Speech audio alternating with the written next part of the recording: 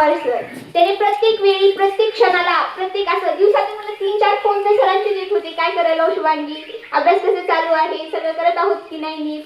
म्हणजे असे प्राध्यापक भेटायला पण नशीब लागते आणि खूप नशीबवान आहे की मला असे शिक्षक भेटले. आणि कॉलेज म्हणलं तर कॉलेज तर एकदम बेस्ट आहे. तिथले प्राचार्य प्राध्यापक काळगापुरे सर ह्यांच्याबद्दल तर बोलणं म्हणजे खूप आहे. मेन म्हणजे काळगापुरे सरांनीच माझं ऍडमिशन केले होते. माझी इच्छा शिवाजी कॉलेजला द्यायची होती सर, पण सरांनी माझं ऍडमिशन अवघे स्वामी कॉलेजमध्ये केले.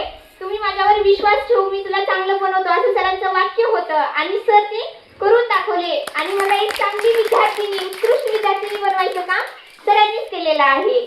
आणि नंतर महेश तांगावार सर, हे सर मला भेटले नसते तर कदाचित मी इथं राहिली नसते असं मला वाटते, कारण त्यांचं मार्गदर्शनामुळेच मी इथंपर्यंत पोहोचले आहे.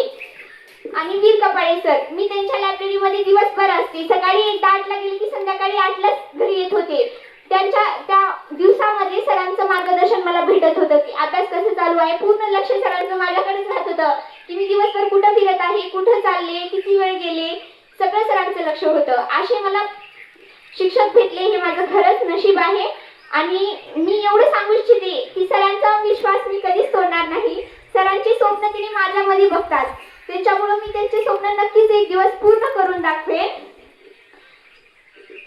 तसंच माझे सर्व शिक्षक, माझे मित्र मैत्रिणी आणि माझे कुटुंब, तुमच्या प्रेमाशिवाय, तुमच्या आधाराशिवाय हा प्रवास कधीच पूर्ण झाला नसता. तसेच माननीय उमेश पाटील लोणीकर सर यांनी मला आर्थिक मदत केल्याबद्दल मी त्यांचे मनापासून आभार व्यक्त करते. Thank you so much.